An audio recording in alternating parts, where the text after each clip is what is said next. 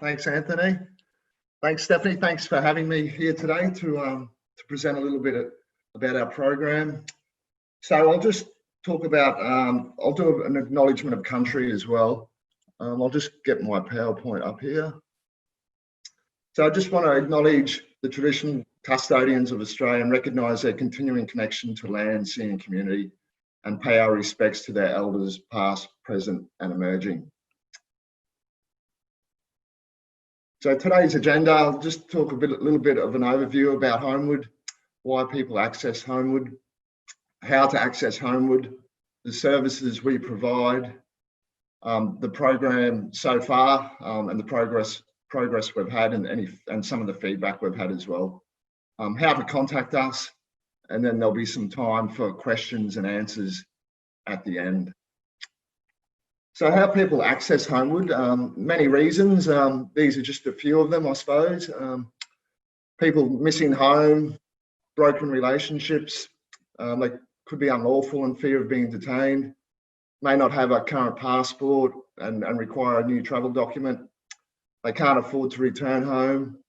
They may need some medical assistance or even an escort, which we've done before. The political climate may have changed in their return country.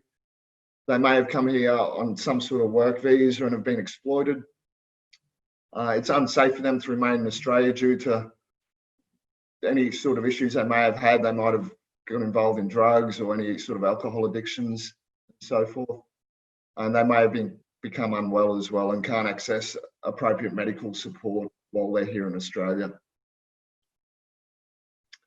How to access Homewood? There's a few different ways. We've got people need to be eligible first. So this includes people that may be on any sort of temporary visa or other temporary visas. Those living in Australia with a current visa, without a visa or one that's expired.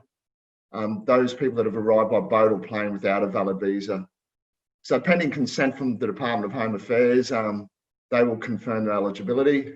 The majority of people are made eligible. But I'm happy to answer some questions about that. That's usually one that people want to ask some questions about. The services we provide, each client of ours or recipient, they're assigned their own caseworker. We meet with them or speak with them over the phone, depending on where they are, anywhere in Queensland or anywhere in Australia, really. However, myself and my colleague, Eri, we concentrate in Queensland. So we've got colleagues in other states as well. So we plan a meeting with them. We can organise flights, any sort of short-term accommodation they may need. This can vary from, it's on a sort of case-by-case basis. So some people may need accommodation, they may not. We can arrange transport to and from airports. Also assist if they need a new passport, travel document.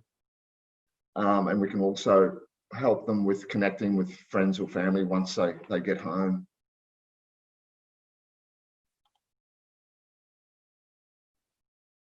So we make sure that any travel requirements are organised. We can also provide people that don't speak English. We can use the TIS service, the interpreting services, or we also can provide some translated brochures that we have on our website as well for anybody to have a look at.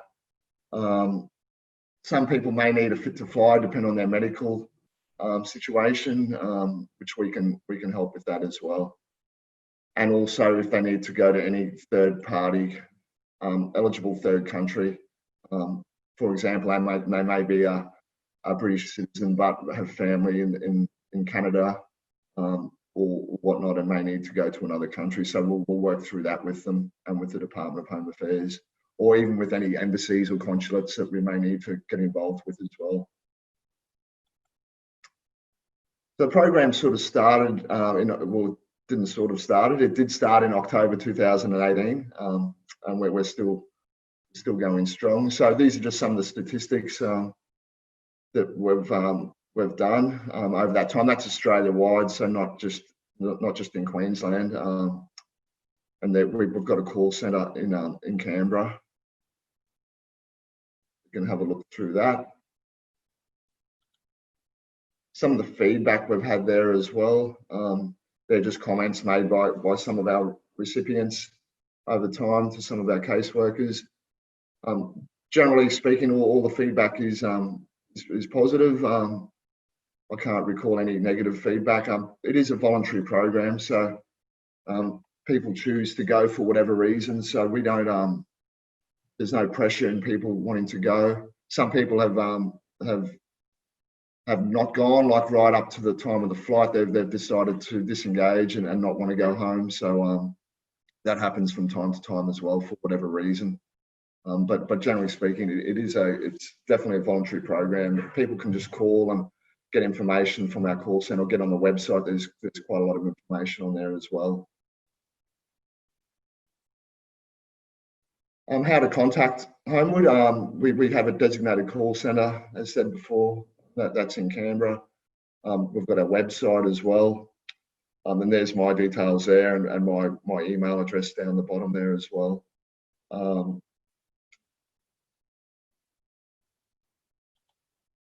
That's just our team there. It's a small team. There's only 10 of us Australia-wide.